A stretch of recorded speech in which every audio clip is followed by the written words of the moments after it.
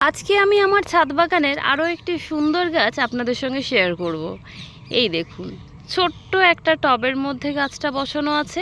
আর এই গাছে কিন্তু বেশ ফল এবং ফুল হয়। বেশ কয়েকদিন আগে একটা ভিডিও শেয়ার করেছিলাম এই গাছের ফল, অর্থাৎ 3টে ফল ছিল, তো সেইগুলো নেওয়া হয়ে গেছে। আর নতুন করে এই গাছটাতে আবারও ফল আসতে শুরু করেছে। বন্ধুরা, গাছটা বসানো আছে একদম ছোট্ট একটা টবের মধ্যে।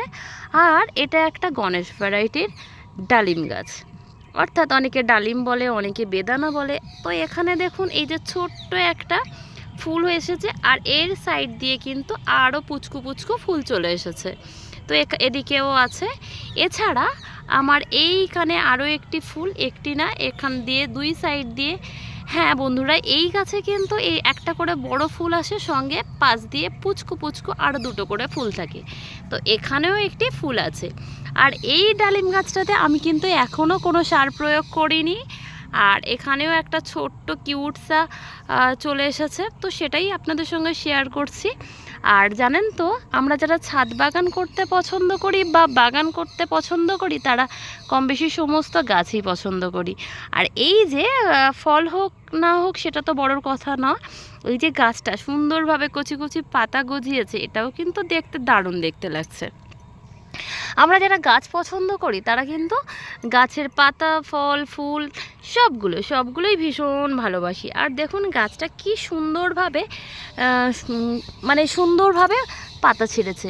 এই গাছের যখন বেশ লম্বা একটা ডাল হয়েছিল এরকম উপর থেকে, আর সেই গাছে ফল হওয়ার পরে গাছটাকে এরকম ব্যান্ড হয়ে ঝুলে পড়েছিল ফলের ভারে। তো সেটা আপনাদের সঙ্গে শেয়ার করেছিলাম। তারপরে আমি কি করেছিলাম, ফলটা পাড়ার পরে গাছটাকে একদম কেটে দিয়েছিলাম ছোট্ট করে। এখান থেকে যে কাটা অংশ আছে এখানেও কেটে দিয়েছিলাম। তারপরে প্রত্যেকটা জায়গায় আমি কেটে দিয়েছি গাছটাকে। যেহেতু আমরা টবের গাছ করি, এখানে কিন্তু খুব বড় ঝাঁকড়া গাছ বা খুব বিশাল গাছ রাখা যায় না। আরও একটা ডালিম গাছ আছে যেটা আমার এই যে পুরনো একটা ভাঙা টুলের মধ্যে বসানো আছে। চলুন এই গাছটাকে এবার একটু দেখাই। এই দেখুন, এখানেও 3টে বড় ডালিম ছিল, সেটা পাইরে নেওয়া হয়ে গেছে। আর তারপরে আবারও নতুন করে ফুল আসতে শুরু করেছে। এই যে সুন্দর ফুল এসেছে, সুন্দরভাবে গজাচ্ছে গাছটা। এই গাছটাকেও আমি বিভিন্ন জায়গা থেকে কেটে দিয়েছিলাম। আর গাছটা না বেশ উঁচু হয়ে গেছিলো। তো দেখুন মোটামুটি এখন যে অ্যাঙ্গেলে দাঁড়িয়ে আছে, মোটামুটি আমার গলা পর্যন্ত একটি গাছ। আর এই গাছেও অনেক পরিমাণে ফুল আসছে। এখন এসেছে বেশ কিছুটা ফুল, তার সঙ্গে অনেক ফুল আসতে শুরু করেছে। এখানে প্রত্যেকটা ডাল, অর্থাৎ কেটে দেওয়ার পরে প্রত্যেকটা ডাল যেগুলো বার হয়েছে, প্রত্যেকটা ডাল ফুল নিয়ে বেরিয়েছে। এই দেখুন প্রত্যেকটা জায়গাতে অনেক অনেক ফুল আছে। আর এই ফুল থেকে আশা করি আমি পর্যাপ্ত পরিমাণে আবারও ডালিম পাবো। এখানে দেখুন একটা ছোট্ট ডাল আছে, তার মধ্যে 3টে ফুল আপাতত আমি দেখতে পাচ্ছি। এবার এই ফুলগুলো যখন বড় হয়ে যাবে আর একটু বাড়বে, তার সাইড দিয়ে কিন্তু আরও একটা দুটো করে ফুল বার হতেই থাকবে। আর ডালিম গাছের ক্ষেত্রে আমি যেটা দেখেছি যে ছাদ বাগানে কিন্তু ডালিমটা বেশ হয়। এই দেখুন এখানে ছোট্ট ছোট্ট কিউট কিউট ফুল হয়েছে। আর এই ফুলগুলো যখন একসঙ্গে ফুটবে দেখতে কিন্তু খুবই সুন্দর। এছাড়া এই যে গাছের যে কচি কচি পাতাগুলো জন্মিয়েছে, এই যে কচি পাতাগুলো দেখতেও কিন্তু এরা ফুলের থেকে কোনো অংশে কম নয়। অর্থাৎ ছাদ বাগানটাকে আলো করে রাখার মতো একটি গাছ। এই সাইডে দেখুন ছোট্ট একটা লিকলিকের ডাল, সেখানে কতগুলো ফুল চলে এসেছে। হ্যাঁ, এবার আপনি বলতেই পারেন যে দিদিভাই এতগুলো ফুল কি হবে, সবগুলো তো আর মেয়ে ফুল না।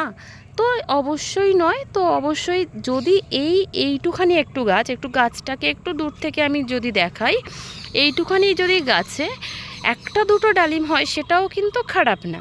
তো এখানে তো 3টে 4টে, আগের বারেই তো 3টে ছিল, বড় পর্যন্ত হয়েছে যেগুলো। তো চলুন আরও এদিকের ডালগুলোকে দেখাই। ছোট ছোট ডালে কত পরিমাণে ফুল এসেছে দেখুন। আর এরকম যদি ছোট ছোট ডালে এত পরিমাণে ফুল আসে, তো এখানে একটু খাবার দেওয়া উচিত, কিন্তু আমি এখনও খাবার দিইনি। আর যেহেতু বর্ষাকাল আর সবে মাত্র ডালগুলোকে কাটার পরেই এত পরিমাণে ফুল এসেছে, এ বাবা! এই দেখুন এদিকের ডালটাকে দেখতে পাইনি, এটা ভিতরের দিকে একটা ডাল ছিল, ওই যে ভিতরের দিকে। আর দেখুন এখানেও বেশ অনেকগুলোই ফুল আছে। কিন্তু গাছটা একদম ভিজে আছে, সবে মাত্র বৃষ্টি হয়ে গেছে, তারপরেই ভিডিওটা শ্যুট করছি আপনাদের সঙ্গে শেয়ার করার জন্যে। আসলে ভিডিও করতে আসিনি, এই মুহূর্তে একটু এসেছিলাম গাছগুলো কেমন আছে দেখতে। তারপরে ভাবলাম যে এত সুন্দর লাগছে গাছটাকে যে আপনাদের সঙ্গে না শেয়ার করে আর পারলাম না। আর বলুন তো আমার গাছ যে দুটো দেখলেন, এই গাছগুলো কেমন দেখতে, কেমন লাগছে আপনাদের? আমার তো ভীষণই ভালো লাগছে। এই যে এত পরিমাণে ফুল, তার সঙ্গে সুন্দর সুন্দর কচি কচি পাতা, যেটা একদম মনোমুগ্ধকর। এই দেখুন, এদিকে ফুল দেখা যাচ্ছে, এখানে ফুল আছে, এখানে ফুল আছে, ওই যে নিচ দিয়ে দেখা যাচ্ছে, এই যে এদিকে এখানে ফুল আছে, তারপরে এদিকে ফুল আছে, মানে যেদিকে তাকানো যাচ্ছে পাতা সঙ্গে সঙ্গে ফুলগুলো মানে চারদিক দিয়ে জ্বলে উঠেছে। দারুণ লাগছে দেখতে গাছটাকে। আর ছাদ বাগানে ছোট্ট এক টুকরো ছাদ বাগান করে যদি এত আনন্দ পাওয়া যায়, তাহলে আর আমার মনে হয় বাহ্যিক যে খুশিগুলো কম হয় না। আমার তো ভীষণই ভালো লাগে ছাদ বাগান করতে। হ্যাঁ, এই বর্ষার সময় ছাদটাকে সম্পূর্ণভাবে সাজিয়ে গুছিয়ে রাখতে একটু প্রবলেম হয়, তো সেটাকে মেনটেন করতেই হবে, কিছু পেতে গেলে কিছু তো দিতেই হয়। সর্বোপরি আরও একটা কথা বলবো, এই বর্ষার সময় যারা ছাদ বাগান করছেন, বা আমি সব সময়ই বলি, ছাদ বাগানের গাছের গোড়াগুলো কিন্তু পরিষ্কার রাখতে হয়।